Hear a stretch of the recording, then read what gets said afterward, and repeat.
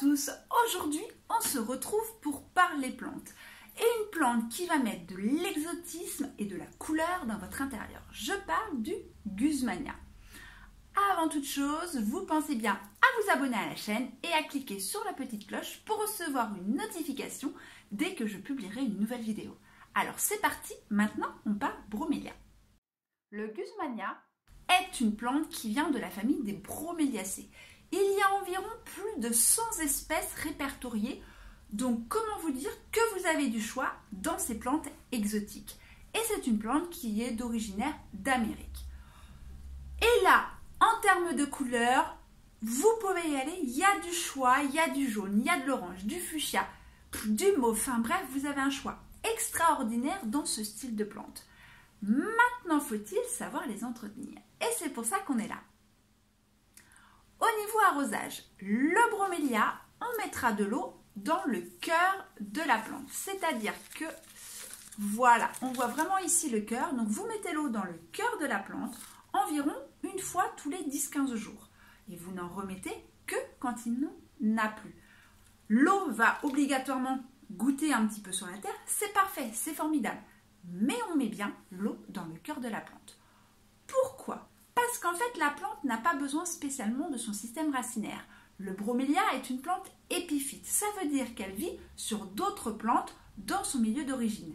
Et elle se nourrit de l'humidité ambiante. Ce qui fait que les gouttes d'eau, vous allez voir que la nature est bien faite, les gouttes d'eau qui tombent des plantes du dessus vont tomber ici et vont ruisseler dans le cœur de la plante. D'où sa forme. Et de ce fait, dans la nature, elle conserve son humidité au cœur de sa plante. C'est pour ça qu'il faut bien l'arroser au cœur de la plante et non pas sur les racines.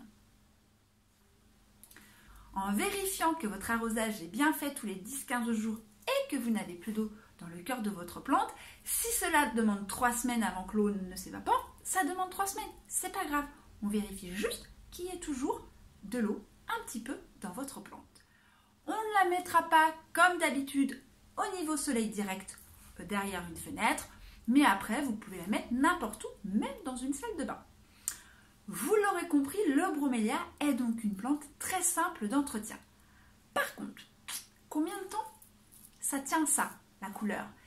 Ça tient environ entre 4 et 6 mois, voire plus. Donc la fleur, c'est bien ça, c'est bien ce qui est blanc.